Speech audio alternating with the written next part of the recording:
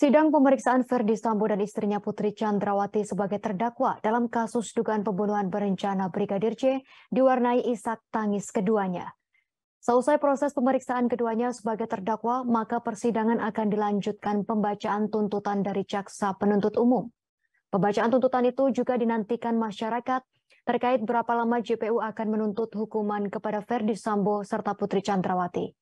Tak hanya mereka, bahkan 3 terdakwa lainnya yakni Richard Eliezer atau Baradae, Riki Rizal Wibowo atau Bribka RR, dan Kuat Maruf. Dalam pemeriksaan sebagai terdakwa pada persidangan yang digelar di Pengadilan Negeri Jakarta Selatan pada Selasa 10 Januari 2023, Ferdy Sambo menitikkan air mata ketika menjawab sejumlah pertanyaan hakim. Suara Ferdy Sambo bergetar ketika majelis hakim mendalami soal cerita dugaan pemerkosaan terhadap sang istri yang diduga dilakukan Yosua di rumah pribadi di Magelang, Jawa Tengah pada 7 Juli 2022.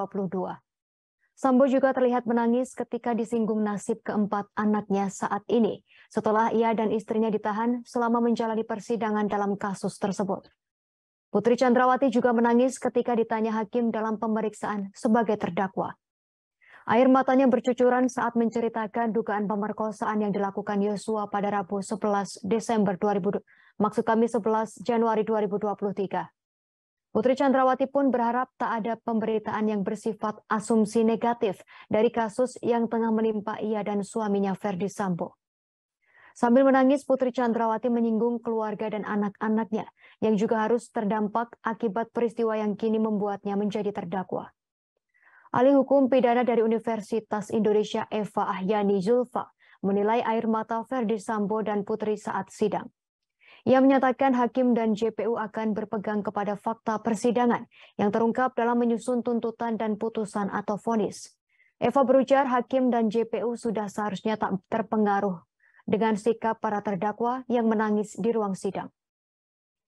Ahli hukum pidana dari Universitas Trisakti Abdul Fikar Hajar juga berpendapat sama seperti Eva. Ia menuturkan dalam sidang tak banyak berpengaruh terhadap jaksa penuntut umum atau majelis hakim. Menurut Abdul, hakim dan jaksa hanya mengacu pada fakta persidangan menentukan tuntutan atau vonis.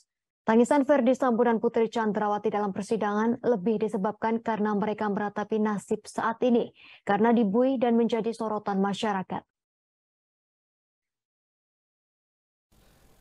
Saya bersalah Yang Mulia karena emosi saya yang menutup logika. Saya mohon Yang Mulia dan jaksa penuntut umum bisa menilai dengan bijak serta objektif terhadap kesalahan saya ini. Demikian Yang Mulia. Saya berharap saya bisa berkumpul kembali dengan anak-anak saya. Saya juga minta maaf kepada anak-anak saya karena tidak bisa mendampingi momen-momen indah beberapa saat ini karena saya masih di rutan. Tapi doa terbaik saya selalu untuk anak-anak saya di rumah. Semoga selalu dilindungi oleh Tuhan Yang Maha Kuasa. Terima kasih sudah nonton. Jangan lupa like, subscribe, dan share ya.